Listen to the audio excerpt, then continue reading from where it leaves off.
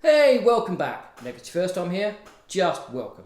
Today, I'd like to talk about pictures like this, and this, and this. Panoramas. Now, a panorama is just a bunch of pictures stitched together using software to create a whole wide-angle image. Now, you might say, well, why don't you just use a wide angle? Well, just take a look at this image, compare it to an image taken in exactly the same place with exactly the same camera, but with a fisheye lens on, so I could get the same angle of view, but the two images, although they show exactly the same stuff, are completely different. The wide angle image has distortion at the edges, the straight bits aren't particularly straight, and there's a perspective in the distant objects which really reduces the impact of the shot. Now, panoramas are nowhere near as difficult or as expensive to take as people think. I'm just going to use my standard DSLR and the standard kit lens. Now, if you want to know what a kit lens is, have a look at my lens video, and I'll put a link up there. Now, you could take a panorama by just moving the camera around like so. However, you get this thing called parallax error, which is a thing where you get trees split in half, you get telephone poles split in half. If you're taking a picture of a lighthouse, you'll get a thinner lighthouse or a fatter lighthouse. It creates all kinds of problems just because you're not panning around in the right place.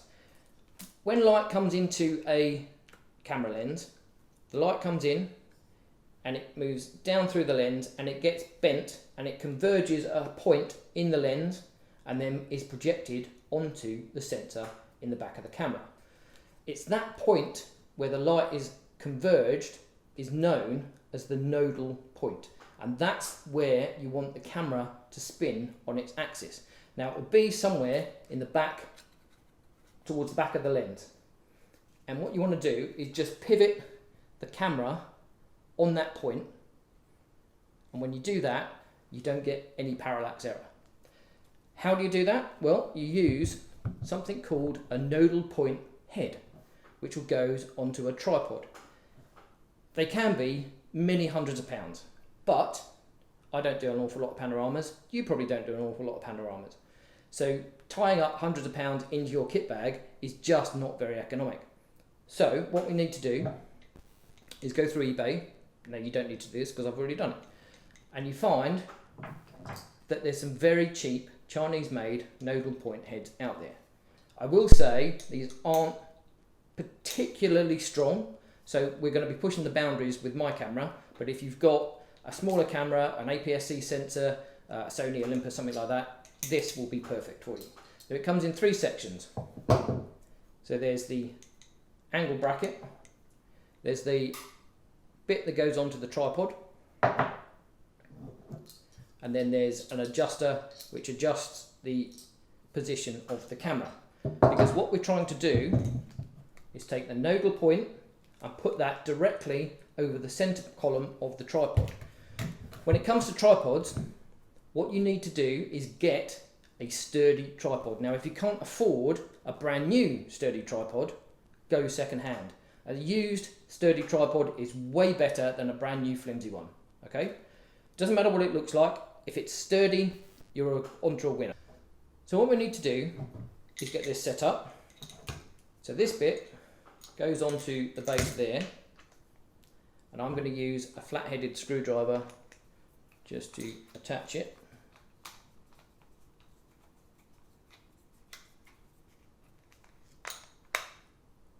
Good and solid. That bit rotates quite smoothly because it's on a dampening pan. This part just goes and screws onto there. Now you have to make sure that this bit here is at a 90-degree angle just to make sure everything's flat. And then you've got a nut there just to attach the camera to. Now when it comes to panoramas, what we need to do to get the most out of the image is have the camera in portrait mode. You could take the panorama in landscape mode and you won't need as many shots, but you may as well utilize as much of the pixels on your sensor as you can. So adding a couple of extra shots into the panorama means you get a much bigger image. you'll be able to produce a huge print and you'll just get an awful lot more quality out of it. So the first thing we're going to need to do is get the nodal point head set up. And here we are, all set up. Tripod is level. That's very important when it comes to setup. Not quite so important when you're out in the field. It's got to be as level as possible, but if you can't quite get the tripod bang on level because there's a rock in the way or the ground's a little bit uneven, something like that, then don't worry too much, especially when you're doing landscapes, because you can always have a little bit of extra sky and a little bit of extra foreground in your shot, so you can level it up in post. So, to set this thing up, we've got little sliders here and here. So we can move the camera sideways and we can move the camera backwards and forwards. What we need to do first is get the camera lens directly over the centre of the tripod head, and we can do that just by eyeballing. Just bring it down so centre of the lens is over the central column of the tripod. There. Lock that into position and then bring this back up to being level. So with the lens over the centre part of the tripod, the next thing we need to do is set the focal length we're going to be using. Now I'm going to use 50mm. That's because 50mm is roughly what the human eye can see in a full frame DSLR camera, and that means that there will be minimal distortion on the edges of the frame. There'll still be some, but it will be minimal. So anything over 50mm is better, but because of the wide angle image that I want to take, 50mm is the perfect focal length for that. So we set 50mm because once you set the nodal point, that nodal point is just for that focal length range. So what I mentioned earlier about this head being at its limits with this camera and lens setup, you can see that it's quite easy to set that wobbling. So what I'm going to do when I'm out in the field is use electronic shutter release just to be able to trip the shutter without actually touching the camera or the tripod head. So the next thing to do is turn the camera on and switch to live view. You can then see I've got two pencils. One here, one colour, one here, another colour, and it's down this line. So I just need to line these up in the viewfinder. So the back pencil is in line with the front pencil, and I can't see the back one behind it. And then what I need to do is just make sure we're all in line there. Okay, so with that lined up, what will happen now is, because we haven't got the nodal point set, there will be parallax error. And parallax is when, as I turn the tripod head, this back pencil will appear to come one side or the other. So put the cursor right over to the edge of the frame and then undo that. So the pencil is right over the edge of the frame, and then I zoom in. What you'll see, you can just see the black line of the other pencil is now right over to the right hand side of the front pencil. The way we get rid of that is by getting the nodal point in the right place. As I move it back, the two pencils are getting closer to each other and they're now in line again. We can check that by zooming out, bringing the cursor all the way over to the other side, bringing the pencil around to the other side, zooming in, and the pencils are still lined up. Therefore, this head is now set up for 50mm on this lens. So what you want to do is make a note of the number here, a note of the number here, and a note of where the actual camera is sat, and then you're good to go. When you get out in the field, you can set it all up, get it all level, and you'll know that you'll get perfect panoramas every single time. So what we're waiting for? Let's get out there. And here we go. This is Portland Bill Lighthouse on the edge of the English Channel in Dorset. And this is where we're going to do the shot. However, as you can see, the lighthouse is just a big white pole sticking up out of a very nondescript ground. So what we're going to have to do is try and find a composition that actually makes sense for a lighthouse, because you've got to be able to see the sea, you've got to be able to see the rocks, you've got to be able to see the lighthouse, and you've got to have some nice light. Now I'm here fairly early in the morning, not at sunrise, because the sun, as you can see, is right behind the lighthouse, and you end up getting a bit of a naff composition when it comes to the sunrise. Now I'm travelling quite light. I've got just the camera, the lens, and the tripod with the panoramic head on it. Let me just sort myself out. Now there's a few compositions you can get at this lighthouse. It's quite a popular place to take pictures. On the best day, it's when it's wet and rainy, and you can get quite nice reflections in puddles. Today, as you can see, it's bone dry, and that doesn't make it easy to find a decent composition. And as if there was a metaphor for what's going on here, someone has already admitted it's pants. So what we're going to do, I'm just going to have a look around and see if I can find somewhere decent to take the picture from. And I suspect, let me bring you down here, it's going to be there. And on top of there, that is Pulpit Rock, and that is where I'm heading.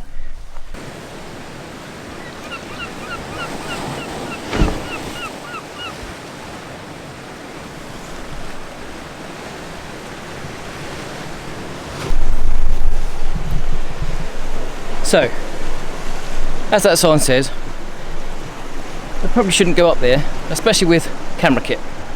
But sometimes you just have to make the effort and get a little bit different from what everybody else does. Because I could take the shot from over there and it'd just be like everybody else's.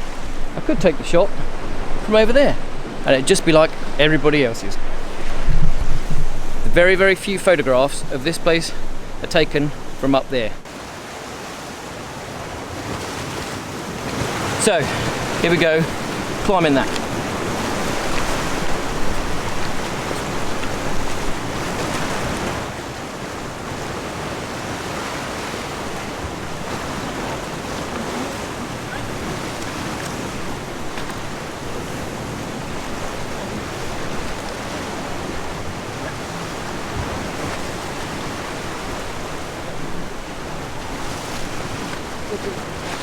One person's put footholds in here.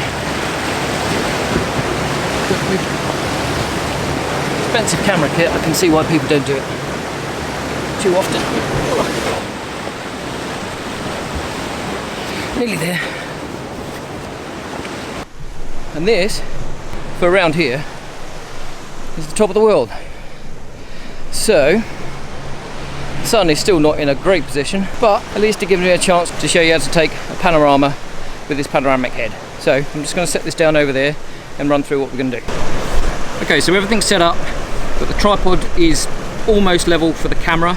It doesn't have to be exact out here, because trying to get a tripod level on this sort of terrain is almost impossible. You could fiddle around for ages, but it wouldn't really make any difference. I'm just going to include a little bit more of the foreground, a little bit more of the sky, and jobs are good and ready.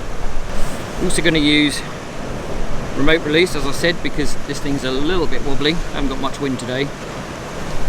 And what I need to do, set this to 50mm.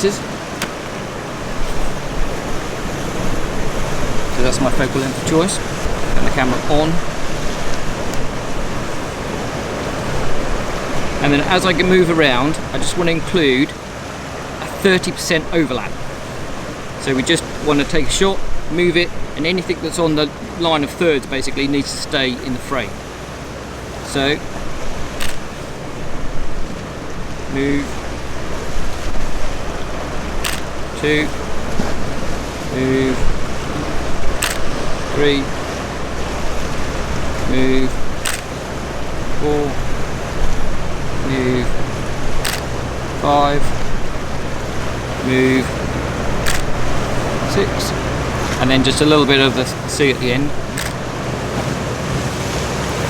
And then what I like to do is when I go to do another panorama, just put your hand down. When you import the pictures into the computer, then you can see where one panorama ends and the other one starts. So that is basically how you take a panorama. Fairly straightforward in the actual picture taking. It's just like taking any other landscape, apart from you only getting a little bit of a landscape in each shot. It's when we get back to the studio, stick the pictures into the computer, then I'll show you exactly how to create the actual panorama.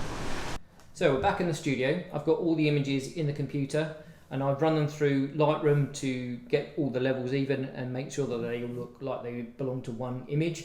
I've then output those to TIFF files. Now you can stitch panoramas together in various different programs. I'm going to use Photoshop, but I'm not going to go too deeply into how it's doing it because it does it all automatically, and that's really for another video because it's a whole big process. I've got each of the images I'm going to stitch together, and as you can see there's about a 30% overlap. It doesn't have to be exact, but as long as the software has got enough to stitch the images together. So you can see there I've got them all laid out and you can roughly see what the panorama is going to look like. So I'm going to ask Photoshop to stitch those together and it will run through the program and output an image, and as you can see the output image has a slight bit of distortion at the top. You can just see there's a bow at the top of each frame and a bow at the bottom of each frame. That's just where there's a bit of distortion. That's not really that important on this image because we can crop that out anyway. And if I zoom in and then scroll across the image, you can see that there's no distortion or no mad little artifacts, and there's no parallax error across the entire image. And the lighthouse is in the right proportions. It's not looking too fat, it's not looking too thin, there's not like little bits missing out of it. The only thing that you might get when you're photographing water is some of the waves might not quite line up, but here it looks like it looks like everything's been sorted out fine. So I've got nothing else to do to this image, so I can flatten it down and then I can even it up because it's just not quite horizontal. By rotating the image, we can just level up the horizon, and that's a good thing about using water on both sides. You can actually get the nice horizon there, and then I will crop in so I can bring my guides down so we can get just to the top of where the sky's good and down to where the foreground and ground is good, and then just bring it in on the side, on the right hand side and on the left hand side, and then we've got a good area to crop to, so we can crop all of that down. That's a nice looking panoramic image, and it's absolutely huge. It's actually 29,422 pixels wide. That's an enormous file. It's 6,222 pixels high. If you're going to print that out, it's going to be absolutely humongous. And that's the beauty of using the camera on portrait format. And that's the basic image that you can then work on to produce the look and feel that you want from your landscape images. So what I tend to do is just do a little bit of enhancement, and that's the final image. And you can see using the nodal point head actually allows me to produce a perfect panorama virtually every time with minimal fuss, minimal manipulation once we get the pictures back into the computer, and I can output a perfect panorama in no time at all. If you like this video, hit me a like. Subscribe if you want to see one of my next videos that are coming out. Thank you very much for watching, and I'll see you next time.